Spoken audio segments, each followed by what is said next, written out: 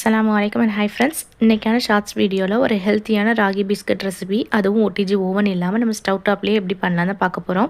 வாங்க வீடியோக்குள்ளே போகலாம். ஃபஸ்ட்டு அதுக்கு தேவையான பொருட்கள் எல்லாமே அளந்து வச்சுக்கலாம். ஃபஸ்ட்டு வந்து ராகி மாவு எடுத்திருக்கேன். அது ஒரு 133 கிராம் கிட்டே எடுத்திருக்கேன். இதோடு சேர்த்து கோதுமை மாவும் ஒரு 100 கிராம் கிட்டே நான் எடுத்துக்கிடுறேன்.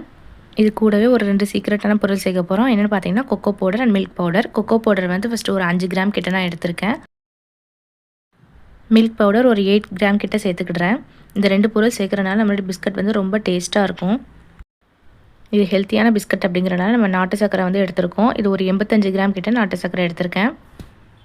இது கூடவே 90 கிராம் அளவுக்கு பட்டர், அன்சால்டட் பட்டர் வந்து எடுத்திருக்கேன்.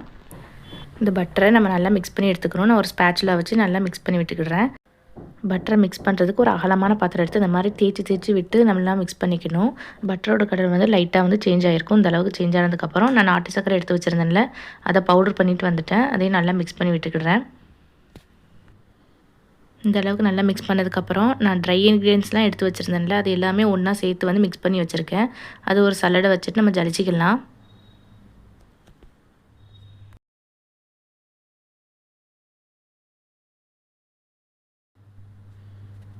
இப்போ எல்லாத்தையுமே நம்ம ஸ்பேச்சுலா வச்சு நல்லா மிக்ஸ் பண்ணி விட்டுக்கிடுறேன். ஸ்பேச்சுலா வச்சு ஒன் டைம் கலந்து விட்டுட்டு நம்ம கையால் வந்து நல்லா கலந்து விட்டுக்கிடுறேன். அப்போ தான் அதனுடைய பக்குவம் வந்து நம்மளுக்கு கரெக்டாக இருக்கா அப்படிங்கிறது தெரியும். இப்போ இந்த மாதிரி மிக்ஸ் பண்ணதுக்கப்புறம் இதில் ஒரு 1/4 கிளாஸ் அளவுக்கு மட்டும் நான் தண்ணி வந்து லைட்டாக தொளிச்சு விட்டுக்கிடுறேன்.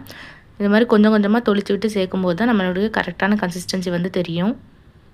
நம்ம கரெக்டாக ஒரு சப்பாத்தி மாவு வந்து எப்படி பிசைவோம் அந்த மாதிரி வந்து பிசைஞ்சிக்கணும். சப்பாத்தி மாவுக்கு வந்து நம்ம ரொம்ப அழுத்தம் கொடுத்து நல்லா பிசைவோம்ல, அந்த மாதிரி இல்லாமல் ஒரு நார்மலாக எல்லா மாவுமே ஒன்றா சேர்ந்து வரணும். அந்த அளவுக்கு மட்டும் பிசைஞ்சால் போதும். இப்போ பிஸ்கட் செய்கிறதுக்கு நம்மளுக்கு மாவு தயாராகிட்டு, இப்போ ஒரு பார்ச்மெண்ட் பேப்பரை நான் விரிச்சிட்டு இதில் வந்து பாதி மாவு மட்டும் எடுத்து ஃபஸ்ட்டு பரத்தி விட்டுக்கிடுறேன்.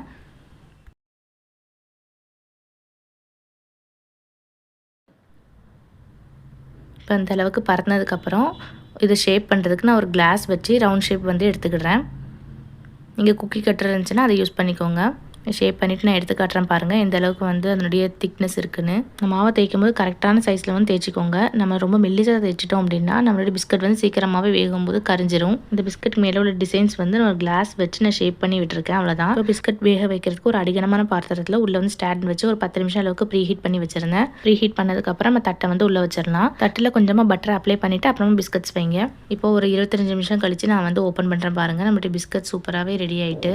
இந்த ரெசிபியை நீங்களும் கண்டிப்பாக ட்ரை பண்ணி பாருங்கள். தேங்க்யூ.